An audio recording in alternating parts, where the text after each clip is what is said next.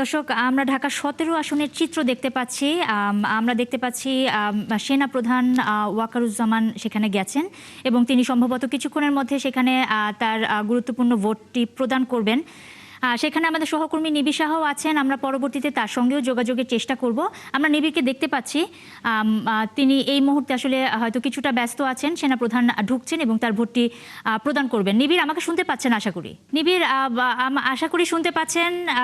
ঢাকা ১৭ আসনের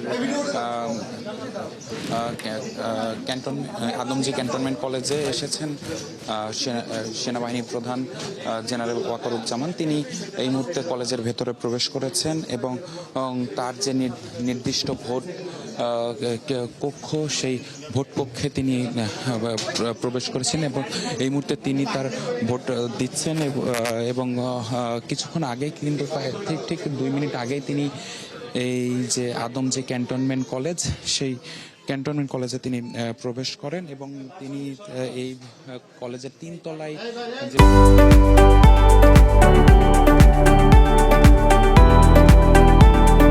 তার ৩২৩ নম্বর কক্ষে যে তার যে ভোট কক্ষ, সেই ভোট কক্ষে তিনি ঢোকেন এবং সেখানে তিনি আসলে এখন ভোট দিচ্ছেন এবং কিছুক্ষণের মধ্যে কিন্তু আসলে তিনি ভোট দেয়া শেষ করে তিনি নিচে নেমে আসলে সাংবাদিকদের সাথে কথা বলবেন এবং সে সময় হয়তোবা তিনি আসলে যে ভোট এবং গণভোট, জাতীয় সংসদ নির্বাচন উপলক্ষে যে ভোট এবং সেই সাথে গণভোট দেওয়ার যে অনুভূতি, সে বিষয়ে আমাদেরকে বলবেন।